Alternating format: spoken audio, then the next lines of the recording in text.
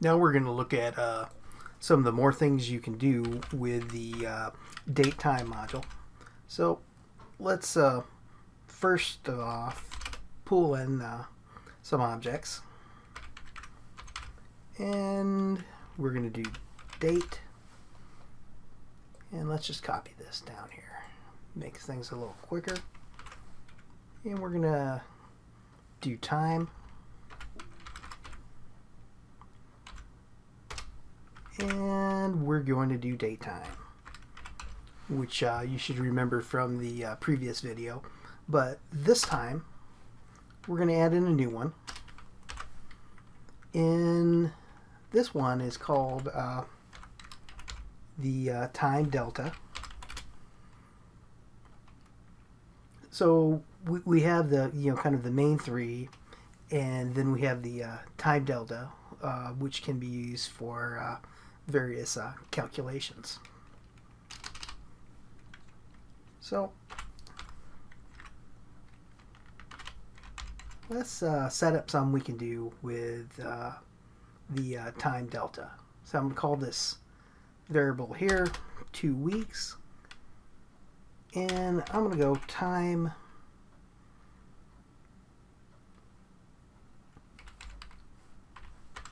delta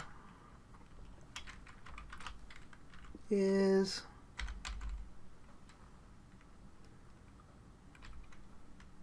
weeks 2. Weeks equals 2 for a span of 2 weeks. So if we were to print that span of 2 weeks, it will look something like this.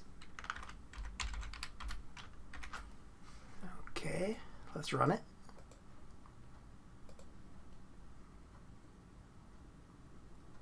Oh, it's going to want us to save it. So let's go. We got a lot of things here. So let's save it as 31.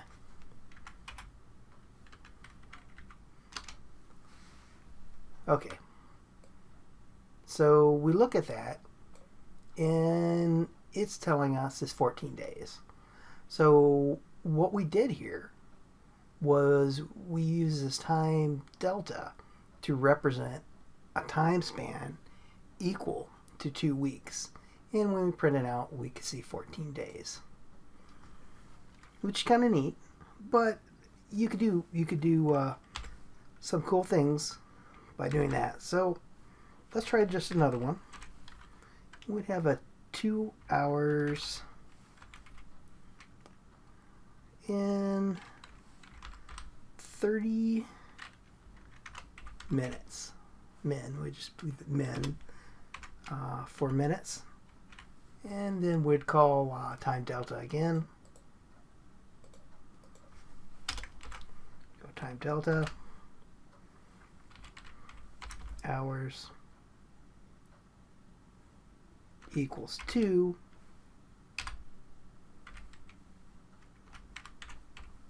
minutes equals 30. Okay, so what we're trying to do is similar to what we did up here, but this time we added 30 minutes by sending another parameter. So let's print this. 2 hours and 30 minutes. And let's see what we get here. We run it, and we have 2 hours and 30 minutes, as you might have expected. But let's look at things we can do with the delta. So let's make another one, and let's call it 2 weeks from now, and we're going to get the date. We're going to go today, and what the today is going to give it today's date. But with today's date in there, we can say, hey, I want to get today's date And I want to add 2 weeks to it. So let's see if we copy this that from down here. We had that span of 2 weeks. So what this code should do here is it's going to assign a new variable, and we call it 2 weeks from now. And determine when now is, what we're doing, we're getting today's date, and we're using time delta, and we're just going to add that range of 2 weeks to it. And let's print that out. So if we print this,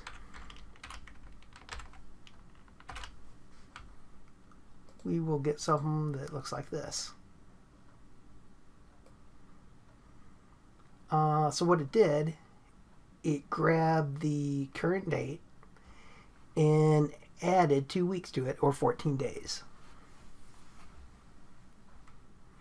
And you can see how this could be kind of useful for a lot of applications.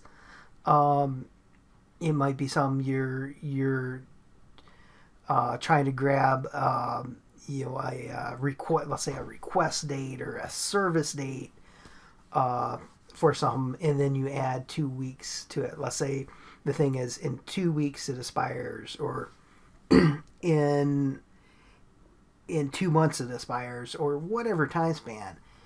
And you could calculate it given it, you know, in any date, and then adding that to it, and then maybe flagging those particular records, because maybe they're ones you have to you know, examine for, you know, whatever business reason that you might have in your application. So very useful useful stuff here. And another kind of neat thing that we can do is, so I'm gonna call this 4th of July. And what I'm going to do now is I'm going to set a 4th of July. So I'm going to go give it a year. Oops. Let's give it 2019. 7th month, 4th day. And now let's add in some 11th hour, 27th minute, and the 37th second. Okay, so we have this here,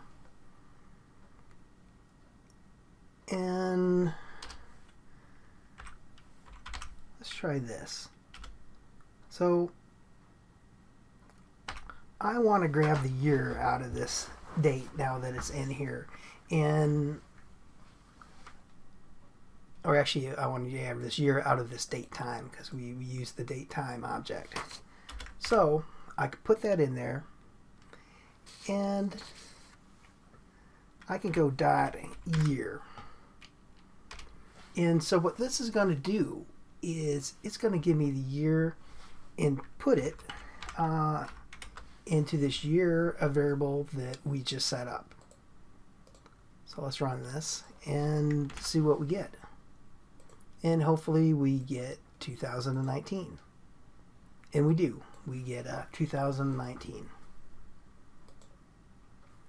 Along with the year,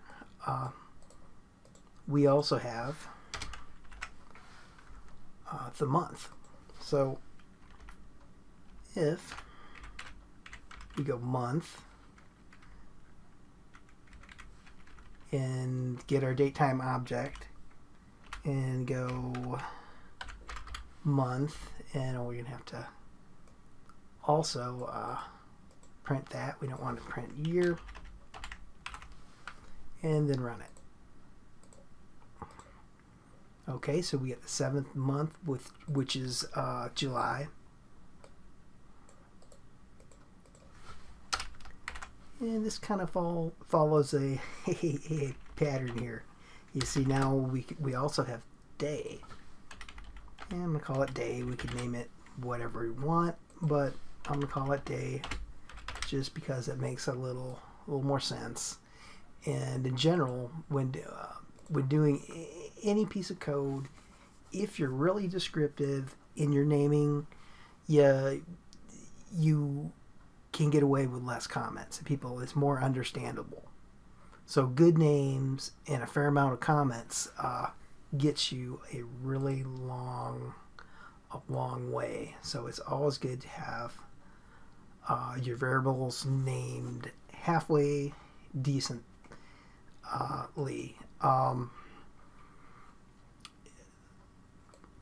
Now let's look at another one. So we have day, and we're gonna go and we're gonna go for hour. Hour sounds good. It is indeed the next division of the date time. Run it, and you can see the 11th hour. And we're going to go even further here. We're going to go for minute because we want to see the exact minute stored in this date time that we call the 4th of July.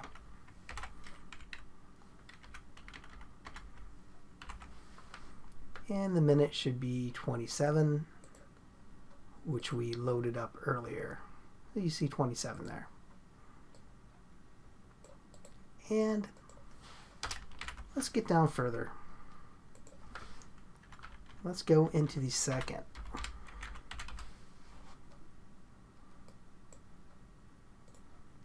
So we go here. We're going to change it, to so it goes dot second.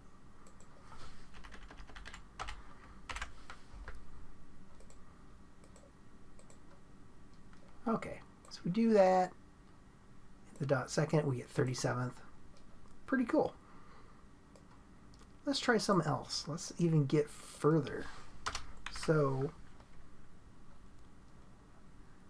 we're going to the smaller level. We're going to the microsecond.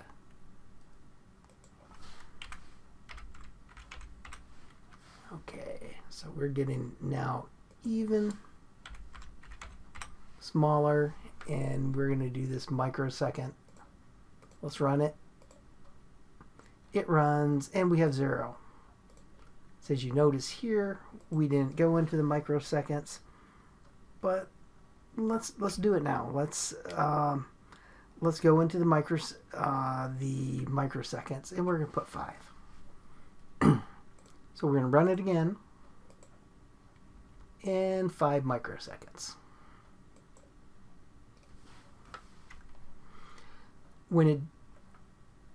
If you only go so far, like if we went to, let's see, the day, everything would be 0. It starts there. So the default, when not named, like if you don't define it all the way, is 0. And that's what we just seen over there. Thing in Python, you definitely do with the date time, and I see and use quite a bit of it, is conditional logic.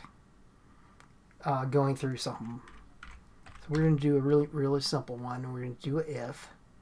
We're going to say if now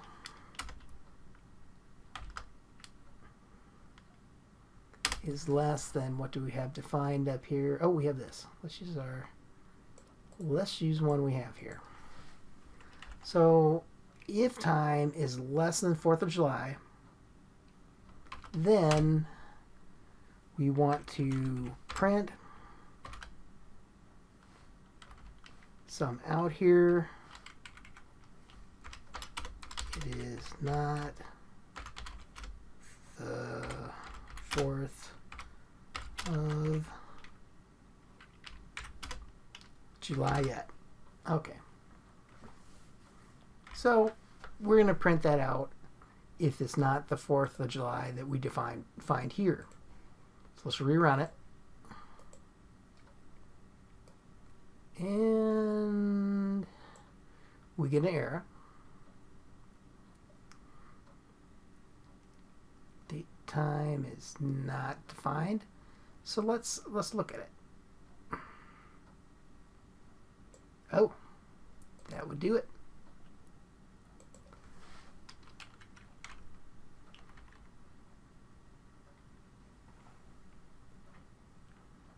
Okay. There we go. Had a typo there. So let's try it again without the typo.